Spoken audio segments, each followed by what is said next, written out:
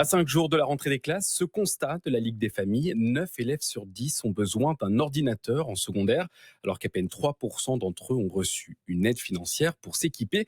C'est ce qui ressort d'une enquête menée par la Ligue auprès d'un millier de familles en Fédération Wallonie-Bruxelles. Un constat plutôt alarmant, mais que certains souhaitent nuancer.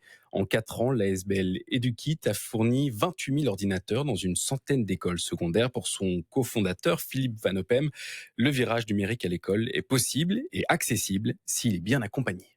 Nous, ce qu'on a préconisé pendant des années, c'est que les écoles, effectivement, aillent vers un équipement des élèves, mais que ce soit l'école qui prenne le projet en charge et mettre en place tout le cadre qui fait que cet ordinateur a effectivement du sens à être utilisé en classe, également à la maison pour les devoirs et autres.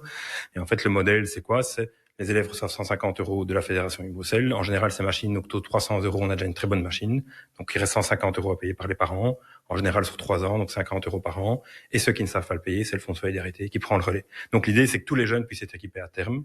Mais on y va petit à petit. Pour le moment, il y a 28 000 jeunes qui ont été équipés dans le secondaire sur les 360 000.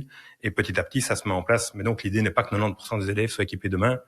Je crois qu'il n'y a personne qui pourra prendre ça en charge, qui pourra faire le suivi qu'il faut au niveau des enseignants, au niveau de la formation et tout ça. Donc, il faut y aller vraiment étape par étape. Mais en tout cas, la machine est lancée.